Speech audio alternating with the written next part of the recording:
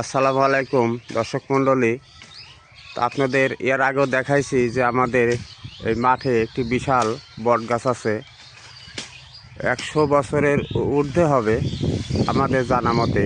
সেই বট গাছে নিচ দিয়ে অনেক জঙ্গল হয়েছিল, অনেক ধরনের পোকামাকড় এই জঙ্গলে বসবাস করে।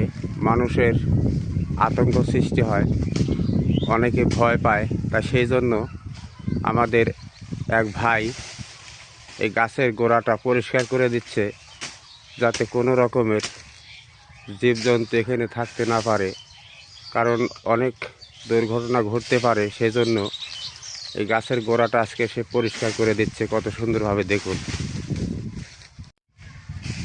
দেখুন জীবজন্তুর বলতে কি বোঝায়। এই দেখুন, এগুলা কি আপনারা কি বলতে পারেন যে আসলে এই জিনিসগুলা কি?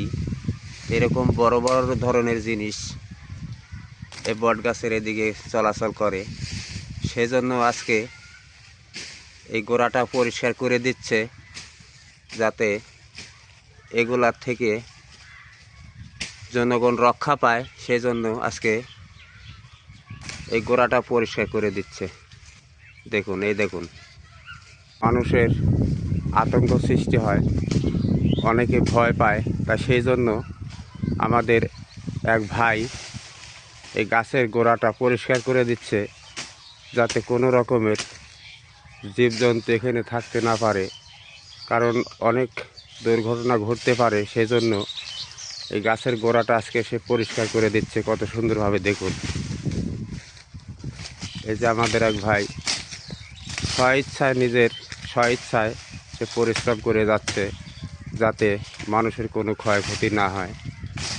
অনেক ধরনের জীবজন্তু এদিক দিয়ে থাকে, মানুষের যাতে আতঙ্ক সৃষ্টি না হয়, সেজন্য এই গোড়াটা আজকে পরিষ্কার করে দিচ্ছে।